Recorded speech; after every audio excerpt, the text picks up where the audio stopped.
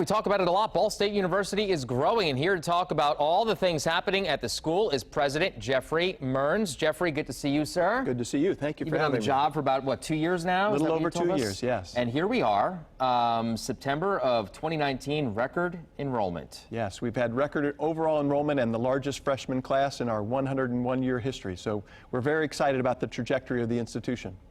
What do you think is behind that?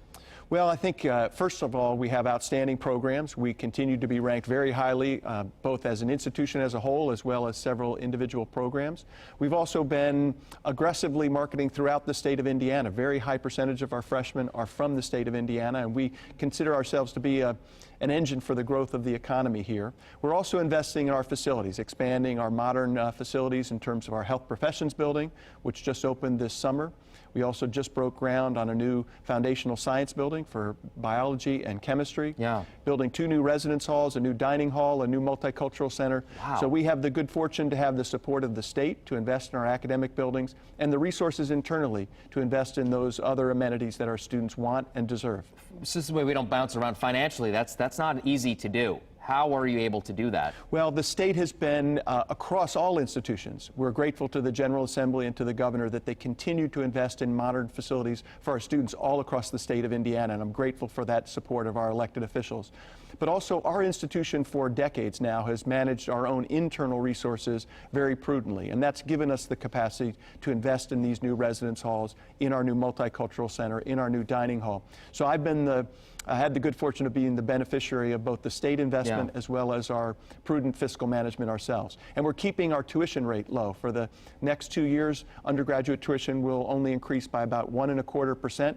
Over the last 4 years and into the future, the cumulative over that period. So what is tuition right now?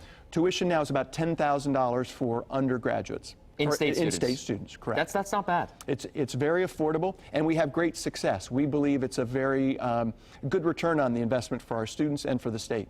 Speaking of incoming students, I read that you don't require SAT or ACT anymore. Correct. We're the first large public 4-year institution in Indiana to go standardized test optional. The vast majority of our students still submit standardized test scores, but we know that for some students that's not a very good measure of their potential to succeed on our campus. And so that produced a significant increase in applications and the largest freshman class in our history. It's also the most academically qualified freshman class in our history. You know, the average high school GPA of an incoming freshman at Ball State is 3.53. Wow. And 41 of our freshmen were valedictorians in their high school class. So it's a way of us communicating to students that we're receptive to talented students, irrespective of how they do one day on a standardized test. Our own Marcus Bailey is a proud graduate of your program. And we're proud to have him. I guarantee he was not the valedictorian, but that's a totally different topic for a different day.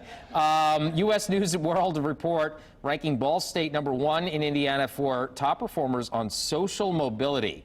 For those at home, and we were talking about it off camera, what exactly is social mobility? Well, so we believe that higher education is transformative, that it can change the trajectory of a student's life, it can change the trajectory of their whole family. And one measure of that is our ability to enroll first-generation students, students who are eligible for federal financial support for Pell Grant, underrepresented minorities, and what that index is measuring is the transformative power that our university is having on the lives of those first-generation students. It makes a lot of sense.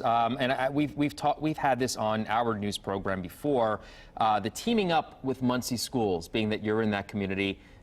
What's that about? Tell the folks at home. So the Muncie Community Schools for more than a decade had been struggling financially and in terms of enrollment. A little over a year ago, the General Assembly gave us the opportunity at the university to partner in an innovative way.